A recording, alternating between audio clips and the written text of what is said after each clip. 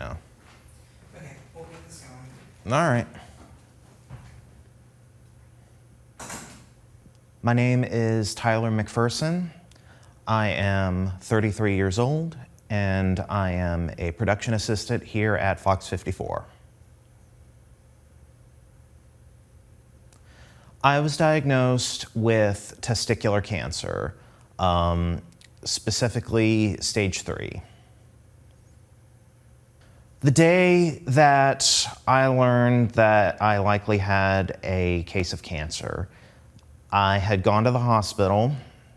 I had felt a few growths on my right testicle. I went through ultrasounds, I had blood tests done, and ultimately they said that I would need to have it removed to have a biopsy done, but it was very likely that it was cancerous.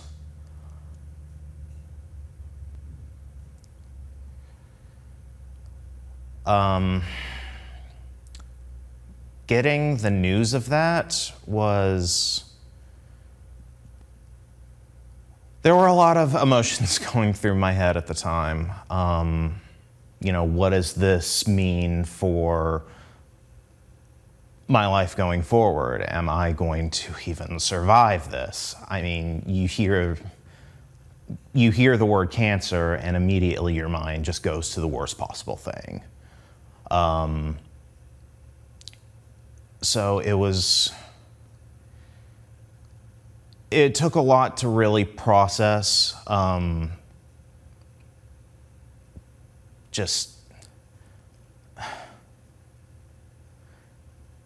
It was a lot to process, ultimately. I couldn't really know I didn't really know where to go when it came to stuff like this. To say nothing of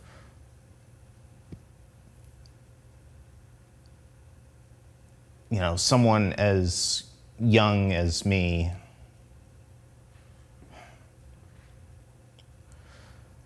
It's like I thought about a little bit of this and I couldn't really figure it out.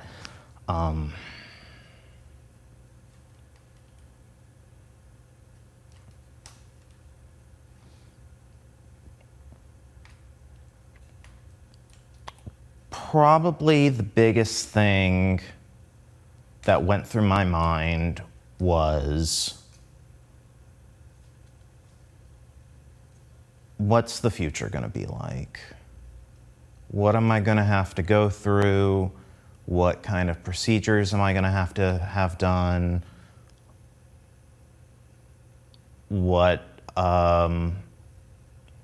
How are things going to work with my family, my loved ones? How are they going to take that news? It was a lot.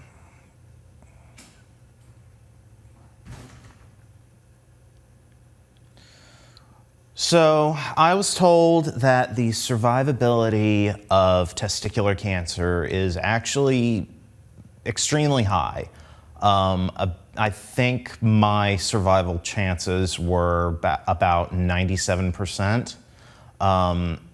Testicular cancer is one of the most treatable cancers out there.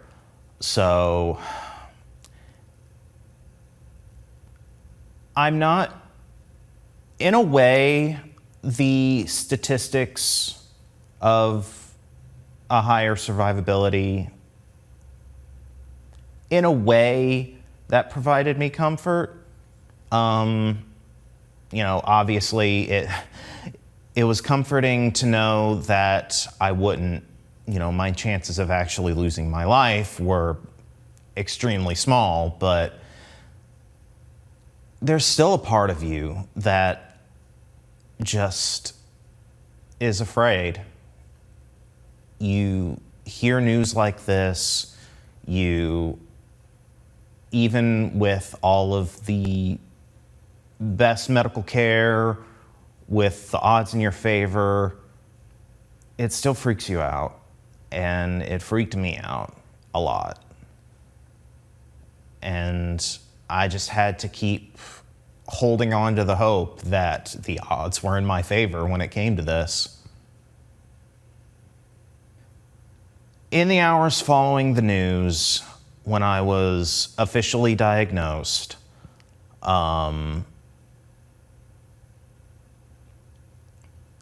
immediately I started reaching out to my loved ones.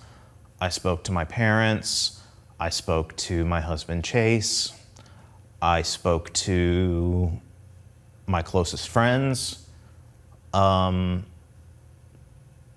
in that regard, going from that point on, I was able to feel a bit more comfort, at least knowing that I had a support system around me.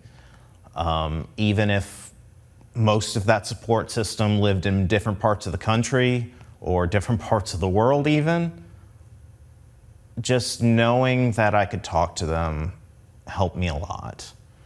And I think that was a good foundation to approach this battle from. The person who was immediately available to support me was my husband, Chase. He was there with me through the surgery, through the diagnosis, through almost everything. We were living in Florida at the time, so I wasn't near any of my family that live here in the Tennessee Valley. So I really had to rely on him for a lot during that time. And he stepped up. He helped me out in every possible way. Every day he was there to encourage me, and I am extremely thankful for that. So what helped me get through the treatment process, through the hardest parts of it, I tend to listen to a lot of music. Music is a big part of my life. I always am wanting to listen to something to provide me with a mood for the day. I listened to a lot of different kinds of music during that period, to the point where Chase actually made me a playlist of songs of encouragement to help me get through this process.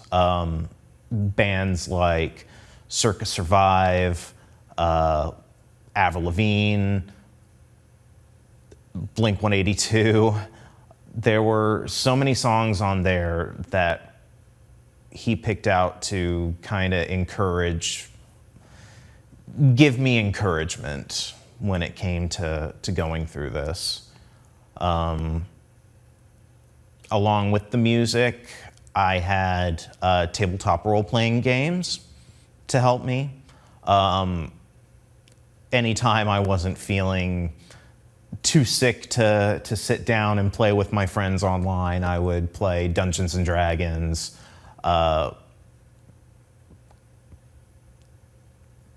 actually get to connect with them, play. It helped to distract from what I was having to go through on such a frequent basis.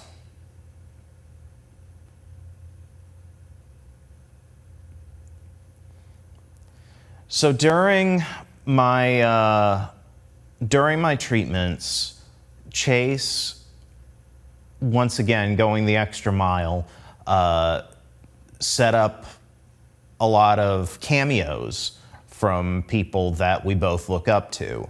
One of my favorite musicians, Anthony Green, people like Dan Avedon, Brian Wecht, Deborah Wilson. Every single video I saw, I can't tell you the smile it put on my face.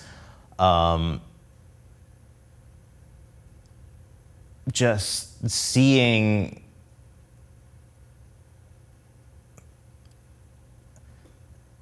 these people that I look up to encouraging me, and some of them even reaching out after the fact, it helped a lot.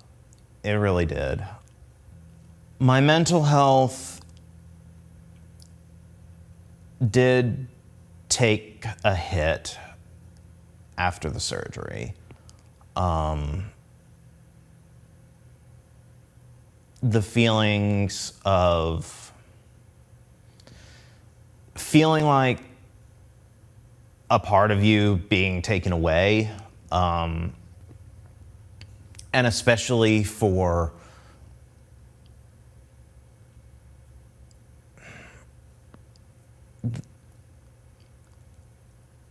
there's also that kind of male mindset that goes into, what does this mean for me now?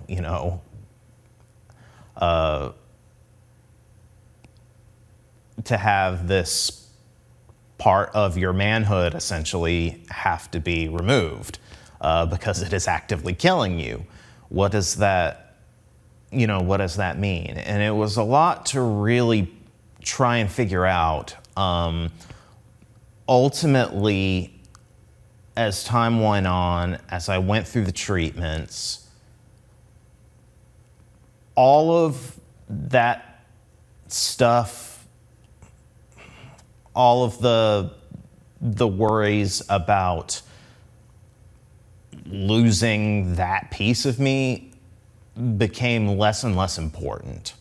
It became more about just trying to get to the other side of this in one piece. And fortunately, I did. So after the surgery, and they did the biopsy, they gave me my treatment plan. They scheduled me for 3 cycles of chemotherapy, 1 week a month, 7 days straight. I would go in for the chemotherapy infusions. Those 3 months were hell. The chemotherapy lives up to its reputation in how it affects the body. I was constantly nauseous. I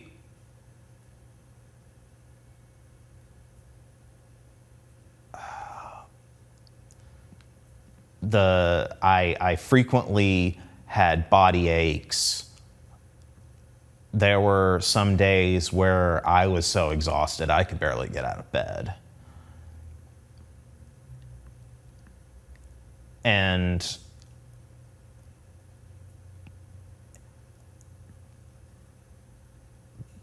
at that point, every day going through that treatment was just a matter of getting to the end of the day. Just doing my best to endure, all the sickness, everything, and just focus on the little things to distract me. After I finished the 3 cycles of chemo, I went in for pretty much monthly blood tests, CT scans. They were checking everything to make sure that the cancer had not spread farther than it had. The cancer had gone all the way up to my lungs. And there were spots on my lungs that they were concerned about. They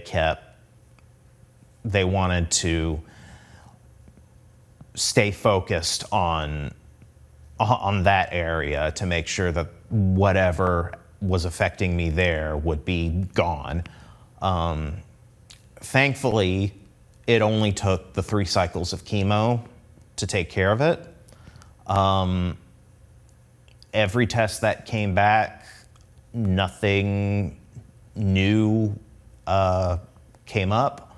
All of the tumor markers in my blood work were staying the same. All of the tumor markers in my blood had gone down considerably, and those monthly tests became bi-monthly, and then 3 months, 6 months later. For all intents and purposes, I was in remission. And as of right now, I am currently still technically in remission. But it'll be 3 years since my last chemo treatment, coming up this August.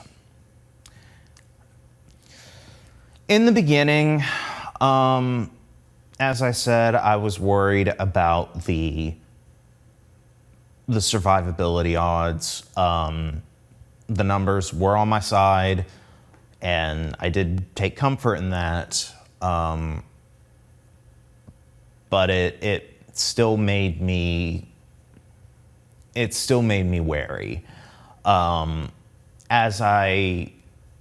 I went through the treatment, and all the tests came back good. Ever since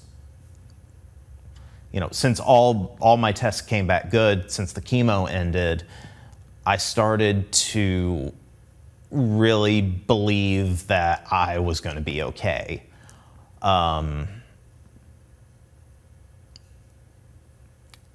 Since then, there has been a worry in the back of my mind of the cancer coming back. I am always doing my best to self-check myself when I can. I try not to let the paranoia of that get to me.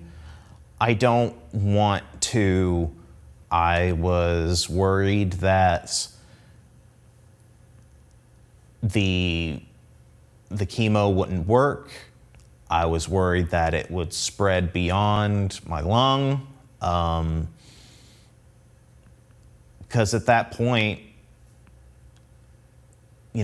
everything's up in the air, and you just got to hope that the medicine they give you does what it's supposed to do. But as time started to go on, as each test came back, as every scan came back clear, my worries about it coming back are lessening. I'm trying to make sure I self-check. I'm trying to do better to take care of my health. I'm trying to lose weight. I'm trying to do everything I can to make sure I take care of myself so that the odds of another form of cancer coming are severely reduced. I think the moment I had believed I had turned a corner was when, I think it was a year after my treatments had ended. I had gone to the doctor. We were talking about the results of my most recent blood work and my CT scans.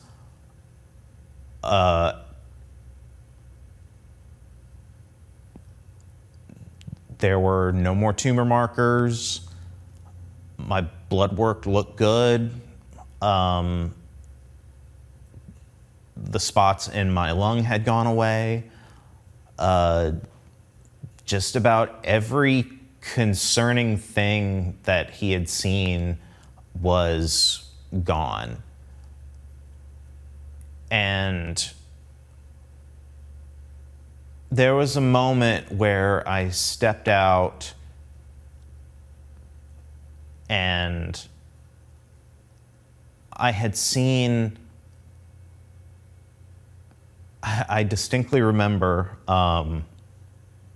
I had gone to fill the car up immediately after that appointment, and during the Florida storms that were passing through, I looked out and I saw a rainbow. And I think that was the moment that I thought, actually, that was the moment that I knew I was going to be okay. So, the year after, during that year, after I had believed I had turned that corner, my mom, Sam, got a diagnosis of her own. She was diagnosed with endocrine cancer.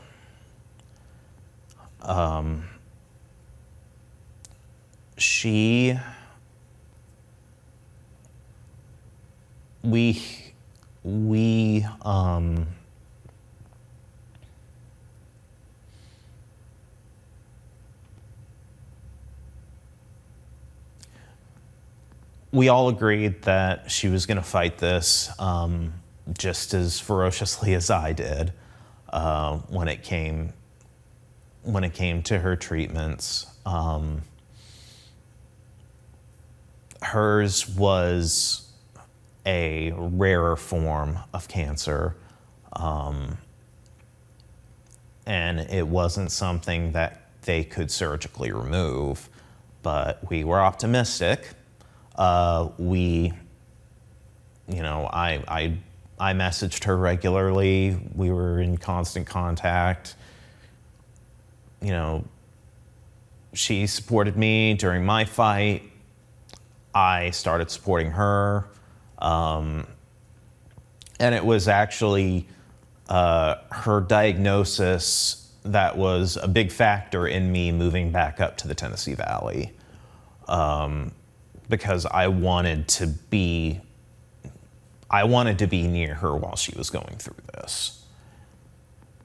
And by December of 2022, we moved our way back up here.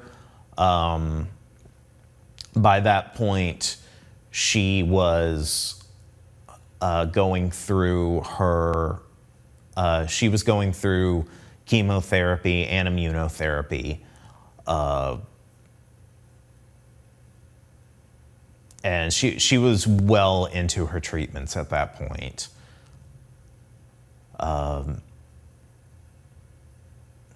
So it was good to actually be up here and be closer to her while she was going through this.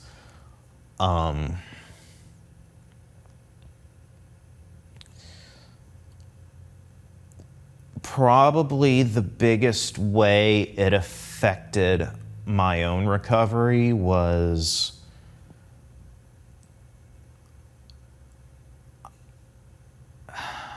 I started to struggle with feelings of guilt. I started feeling my own kind of survivor's guilt, I think. Because by the time I had moved back up here, my cancer had been in remission for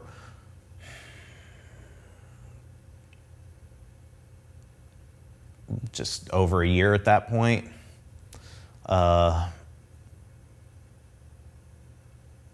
So seeing her going through these treatments and seeing a lot of these treatments not work,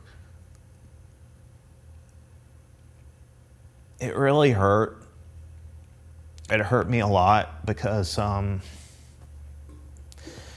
you know, why did I get better and why was I getting better and why wasn't she?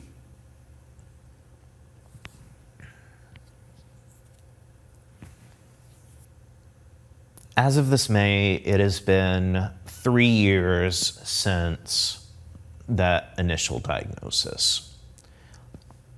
And I feel like my life is vastly different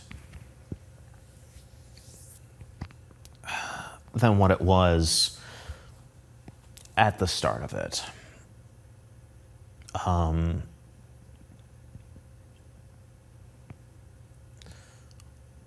Before the diagnosis, I was already struggling pretty hard with my mental health. We were moving all over the country trying to hold down jobs.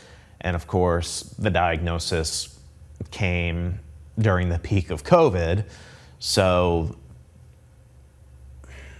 you know, not just my life was changing, but everyone's lives were changing. Since my diagnosis, I moved back here. I started working here at Fox 54. But sadly, not everything about these past 3 years has been positive.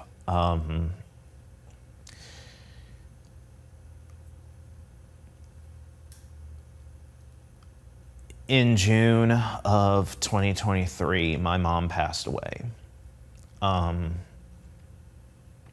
of the treatments ultimately worked.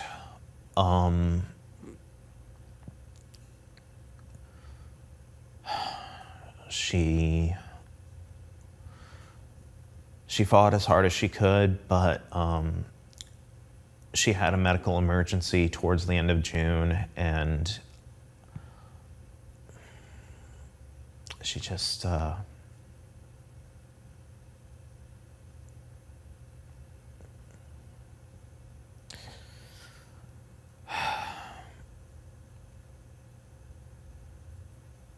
so processing that was extremely hard.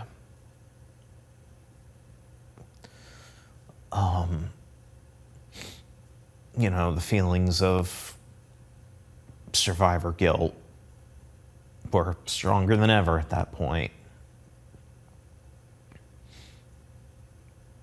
But I reached a moment where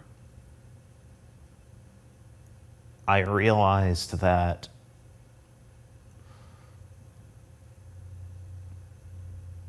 the one thing she wanted from me more than anything in the world was to be happy. And I stopped, I looked around, I was living back here in the place I call home. I'm back around my family and friends again. I have an amazing partner.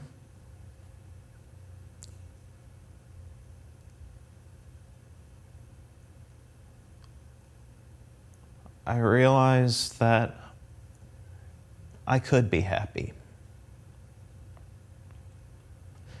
And every day I have been working towards just living to make myself happy.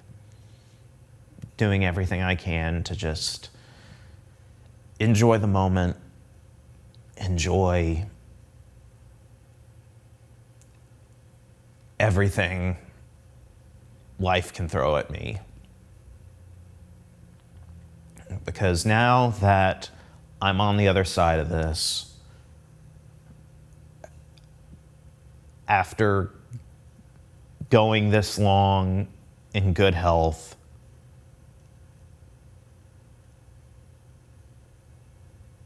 I feel like I really reached the other side.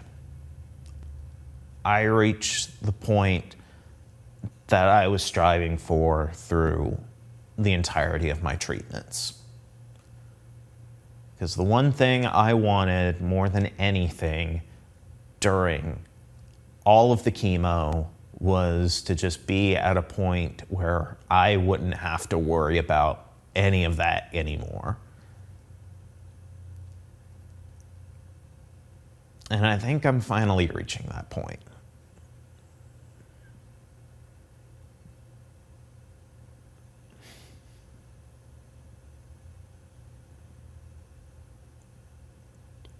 Yeah.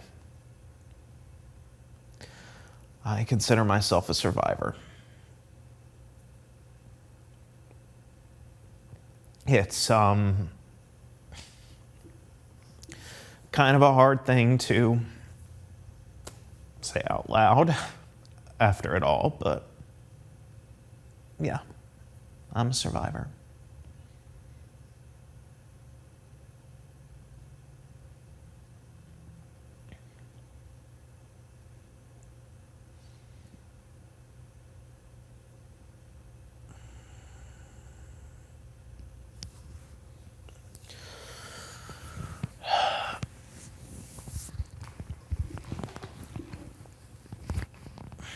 The one thing I'm going to consider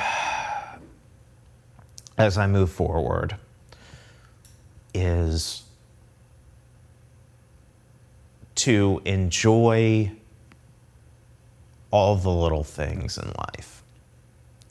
To focus on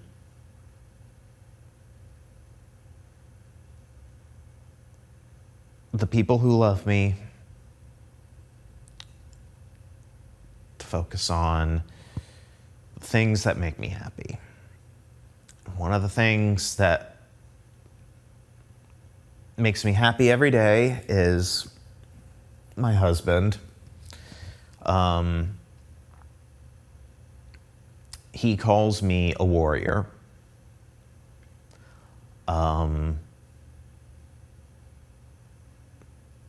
During all of my treatments, he referred to me as warrior. He commissioned a painting for me that is currently hanging in my den. And he even managed to get the singer of one of my favorite bands to perform a a song for me.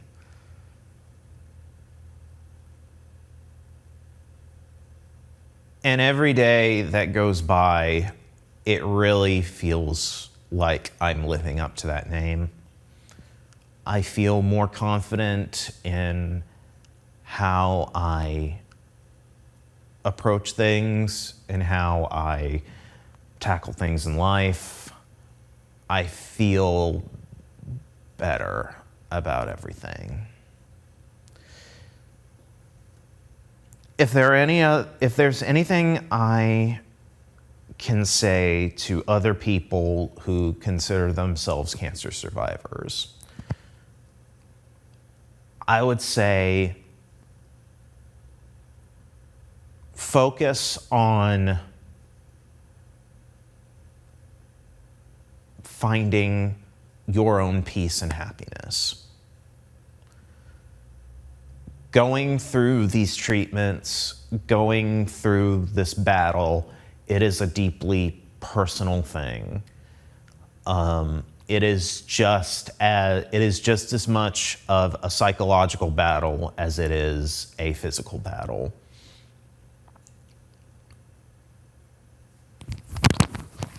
Oh, sorry.